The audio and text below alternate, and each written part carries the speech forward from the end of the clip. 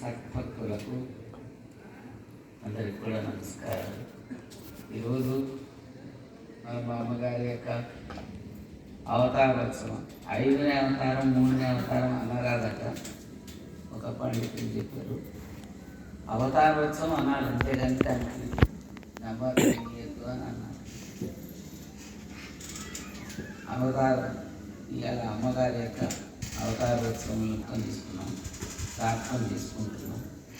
ఇది ఒక రకంగా దుఃఖమైన కారణమే, మనకి ఒక రకమైన సంతోషం, ఒక రకమైన దుఃఖము, ఒక రకమైన సంతోషం రెండు లిమిట్స్కొని ఈ కార్యక్రమాన్ని జరుపుకుంటున్నాము. భక్తులందరూ కూడా ఈ యొక్క మహత్వాలైన అందరూ కూడా ఉపయోగం చేసుకొని తమ యొక్క మనసులో ఇప్పుడు మనసులో ఏమి భావాన్ని వ్యక్తవుతాయి. ఇప్పుడు కొత్తగా వచ్చాడు భద్రాచల రాముడు పిలుస్తున్నారు, కానీ ఆ పిల్లగాడు వచ్చినప్పుడు అతన్ని ఇక్కడ నాకు ఉంచాలని కూడా అనిపించలేదు అన్నమాట. ఉంచాలనిపించలేదు, ఎందుకు పెట్టారు ఉంచలేదు, తొందరగా పంపించలేదు అనుకున్నాను. నిజంగా చెప్పాలనుకుంటే అతను పోకుండా ఎందుకు అతను ఎవరు కొత్త మనిషి వచ్చాడు, వాళ్ళ భావం ఏమిటో మనకు తెలియదు, వాళ్ళ అంతరంగ భావం పంపించాలని అనుకున్నాను నిజంగా చెప్పాలంటే. కానీ ఆ పిల్లగాడు పోకుండా వెంటనే భీష్మించి కూర్చున్నాడు.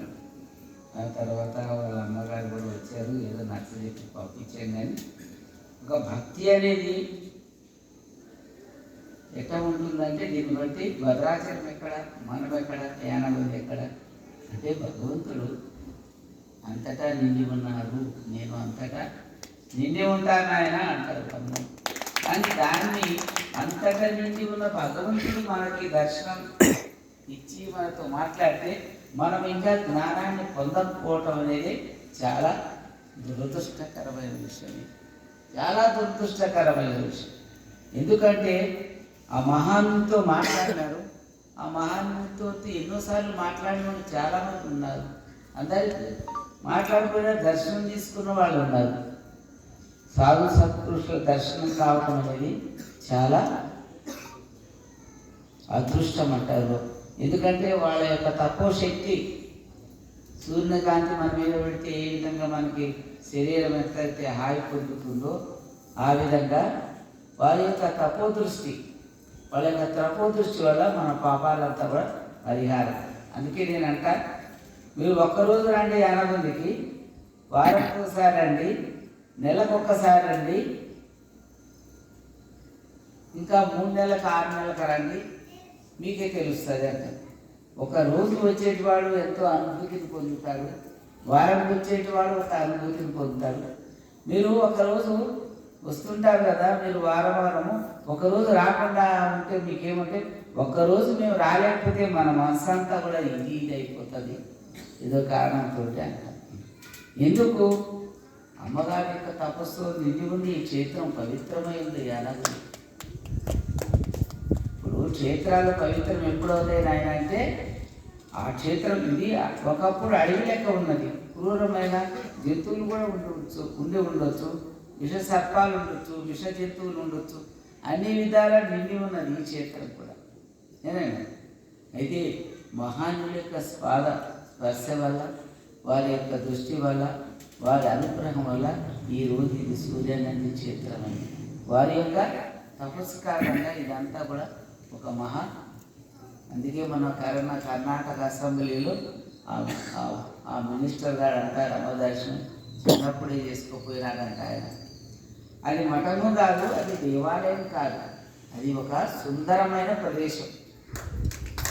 అది అసెంబ్లీలోనే ఆయన డిక్లేర్ చేశారు, సుందరమైన ప్రదేశం యానబంది, దాన్ని మనం అంతా కూడా అభివృద్ధి చేస్తాము అని చెప్పి అమ్మగారి దర్శనాన్ని ఎన్నోసార్లు మేము చేసుకున్నాము.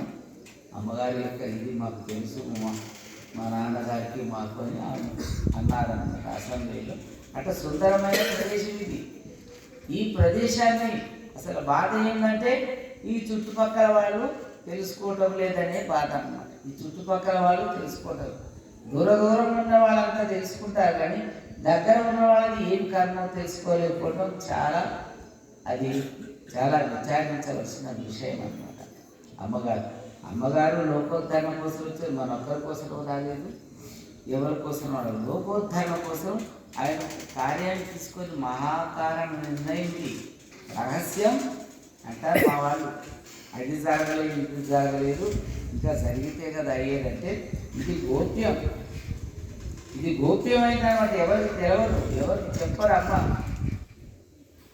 గోప్యమైన అనమాట, రహస్యమైంది, అత్యంత రహస్యం. ఏమేమి చేయబోతున్నాడో, ఏమేమి జరగబోతుందో ఇంకా కొందరు అంటారనమాట. మీకు అంతా తెలుసు కానీ అమ్మ చెప్పుకుంటారు, మీరు చెప్పారు అంటారు. మీరు చెప్పారు అంటే చెప్తే వినేటి వాళ్ళు ఎవరు నాయన, వింటే అర్థం చేసుకునేటి వాళ్ళు ఎంతమంది ఆయన. ఏం జరిగేది ఉంటే అది జరుగుతుంది, ఎందుకు తొందరపడతారు. మీరైతే మీ భక్తిని మాత్రం తప్పించుకోగలరు, తప్పుదోవలో పట్టించుకోవద్దని చెప్తాం అన్నమాట. ఏనగా అమ్మగారు అంటే మామూలు కాదు. ఎంతెందరో చెప్పారు అమ్మగారి గురించి, కానీ చెప్తారు చెప్పినంతగా నడవడి కూడా ఉండాలి అన్న. చెప్పడం అందరికి వస్తుంది, నడవడి అనేది చాలా గొప్ప గొడవ. ఆ యొక్క నడవడినే మనల్ని సరిగా పోనీకుండా చేసేది అంటే మాయ. అంటే మాయ అనేది అమ్మగారు అంటారు, మాయలో మనం ఉన్నామనేది మనకు కూడా తెలియదు అంటారు. మనకు కూడా తెలియదు మాయ మనల్ని మాయ అన్నది లేదా నేను అన్న భావన,